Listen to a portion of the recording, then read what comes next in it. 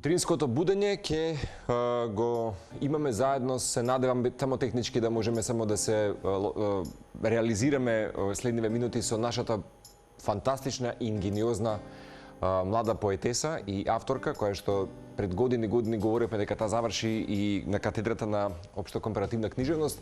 Ана Голешка, инаку е препознатлива на нашата книжевна сцена и како авторка, можеби, која што ја продолжува низата на оние сензитивни убави теми и книжевни дела кои што ќе донесат една убава емпатија, љубов, солидарност и отворање нови хоризонти во нивните микросветови. Говорам за најмладите. Така што се надам дека утринава ја имаме Ана Голешка на линија, па заеднички ќе си се пробудиме утрово. Не знам дали ова сме го направиле во минатото, ама знам дека сум имало кујна, пејки едни убави македонски традиционални евергрини, песни кои што стануваат длабоко врежани во аналите на македонската музика. Ана, добро утро, драга моја.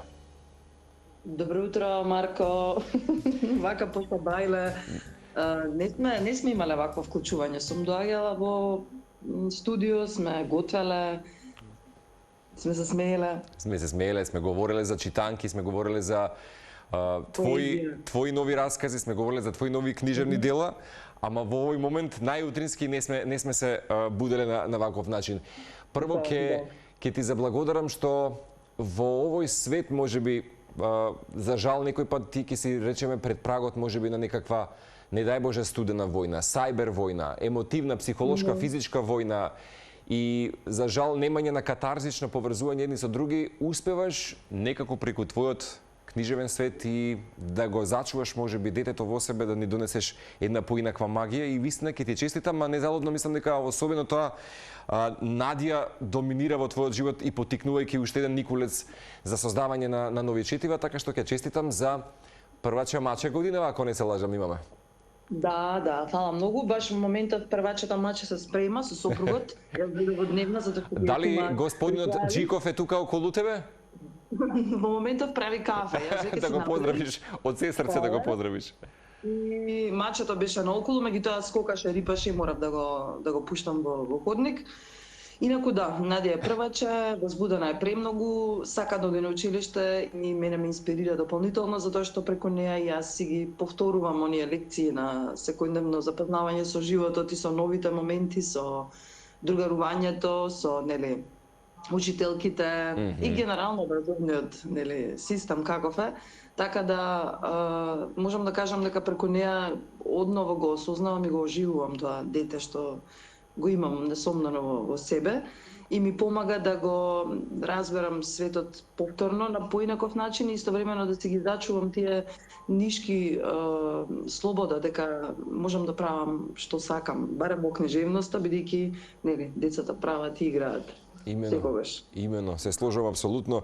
Знаеш како, велам дека да се твори за деца вистина една можеби најубави, сензитивни и прекрасни работи, меѓутоа вистина е една од најодговорните. Мајката на книжевниот свет, нашата почитувана Оливера и Зоки Поки, некако пред некој период кога во 70-тите најдов некаква архива каде што давала некакви интервјуа, да не знам дали го имаш забележано, и ја прашуваат како успевате да бидете толку добра за пишување за деца, таа вели никој пат нема да заборавам додека сум жива да го негувам детето во себе. И често пати знам дека со психолози во утринската на Телма сме говореле и на почитуваниот Станислав Петковски, исто наш почитуван психолог, сигурно го познаваш. Еднаш има кажа на Ана, вели, никој пат не смеете да ги заборавите. Неколку пати сум го повторил, да ги имате трите важни улоги постојано во една симбиоза во вашиот живот. Тоа е родителот, возрастниот, ами најмногу детето во себе. Така што тие постојано треба да бидат во симбиоза. Претпоставам дека овие три улоги постојано доминираат сега кај тебе.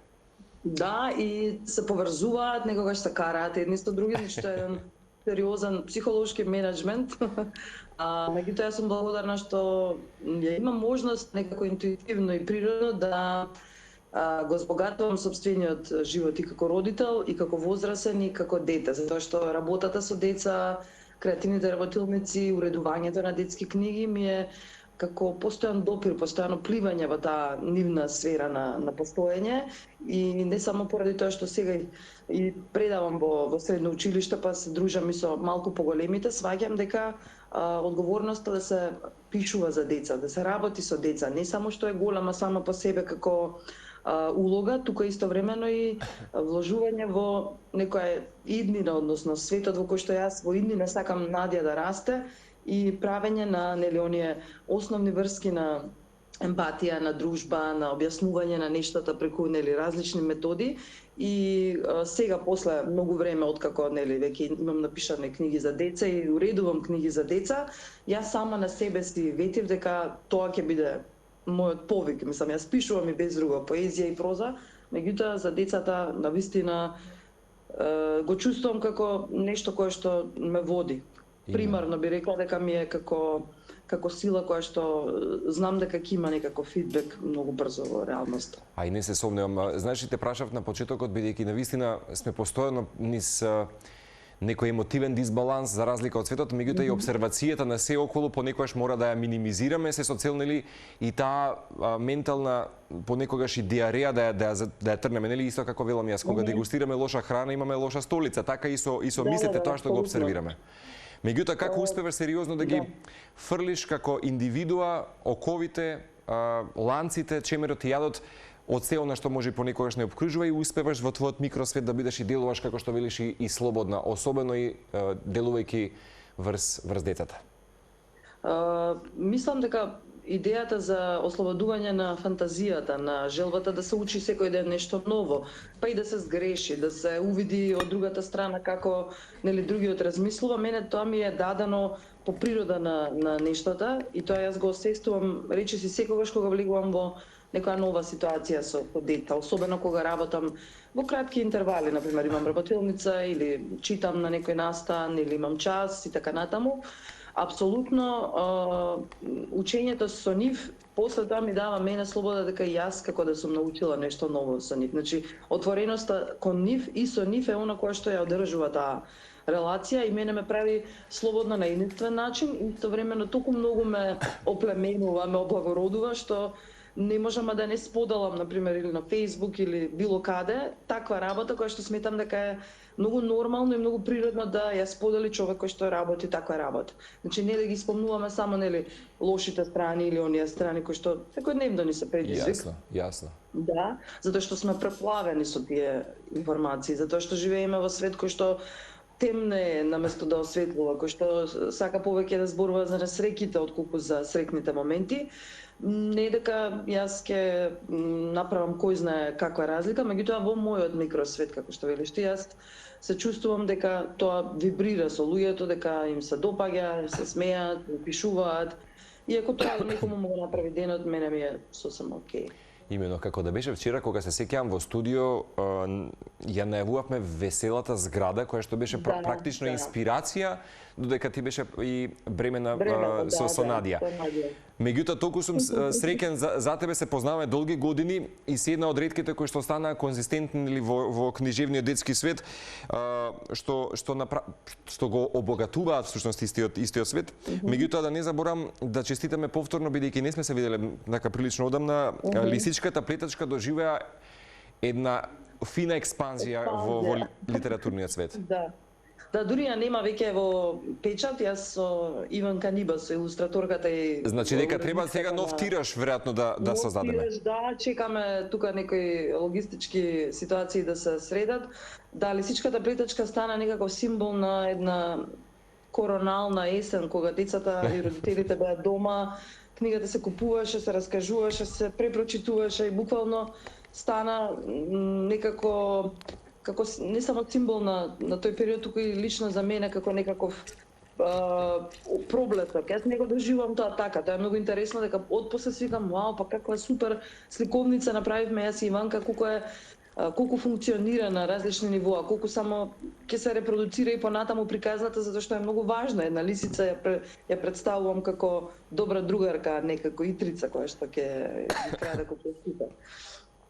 Така што и после тоа јас свесна сум дека имам одговорност и за идните мои дела, не само детски, туку и поетски генерално, но влегов и во една нова улога, сега уредувам детски книги, што дополнително ме радува и дополнително ми создава една друга одговорност, така е. Сладка одговорност, да, и истовремено преголема радост затоа што допирам нови текстови, нови светови, ги обликувам, им помагам на авторите, значи влегувам во од другата страна на приказната. И тоа ми создава задоволство пред се затоа што мојот книжевен тек и професија тоа е нели она кој што јас го имам студирано и ми е апсолутно забавно пред се. И од друга страна ме радува затоа што тоа ќе бидат идни книгички кои што ќе го осветлуваат патот на новите деца на македонски јазик, нови игри со зборови и можеби во иднина да се надеваме и други формати. Именно, да. И најважното што има и како песна, да. Да, и најважното, ако не се лажам, дека имавте прилика да промовирате и еден анимиран филм апропо твоите книжевни дела. Имаш прилика повторно така да создадеш уште нешто визуелно за децата? Такала, да. Што се однесува до мене, немам ограничувања никогаш во однос на уметничкиот израз, затоа што иако сум по некоја вокација, би рекла, поет или поетеса, книжевник, така е. Книжевник, да. Мене многу ме интересира музика, ме интересираат најразлични методи на пренесување на знаење, дали е преку предавања, пеења и така натаму.